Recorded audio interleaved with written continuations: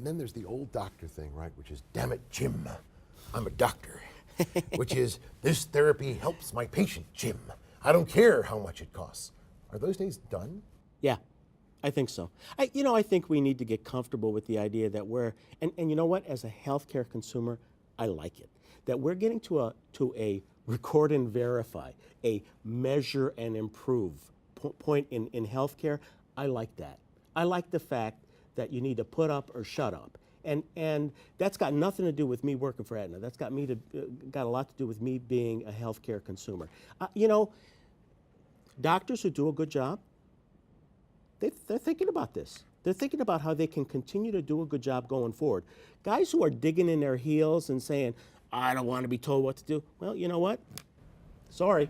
You're going to be told what to do. Sorry, it's just the way it is. Data talks, to paraphrase an old radio commercial from New York when I was growing up, data talks and nobody walks. You listen to ABC radio, admit You that. remember that. You sure did. You remember that advert, But okay? Peter, just so we don't lose sight, this is not, cost is really not the equation, right? We're talking about value, which is quality over cost. Right. Because what I don't want to see happen is practitioners that do a good job and actually keep a patient alive longer. By selecting the right therapy for the right patient, they actually get a really good treatment response that's going to cost more, inevitably.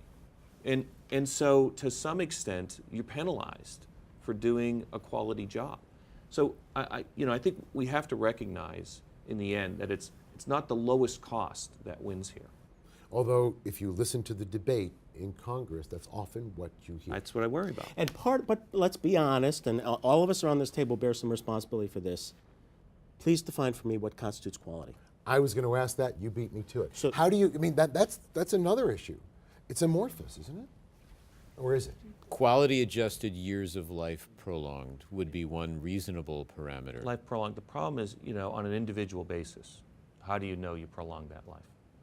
On an individual basis, we can use prognostic models and nomograms, and it's an imperfect science. I don't even want to prolong this discussion much longer, except to say that takes a look at life and the length of life and the good quality of life. Does it take into account things like a really good physician sitting down with a patient and a family and discussing an outcome and discussing maybe hospice care is a good idea and maybe this patient and this cadre of patients lives less long? So the answer is, if you look at some of the proposals for quality metrics, and some of them are outcomes like quality adjusted life years, and some of them are process measures, patient satisfaction is typically included in that. I will tell you this. I think that the time is long past where we need to be more transparent about our outcomes. We need to be more transparent about what people think of us. You're from New York. You've been in New York. You grew up in New York. I live in New York.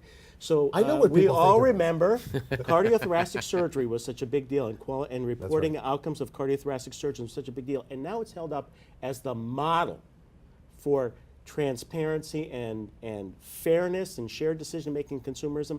We got to get comfortable with that in oncology. And I'm telling you, I don't think people are ready for that.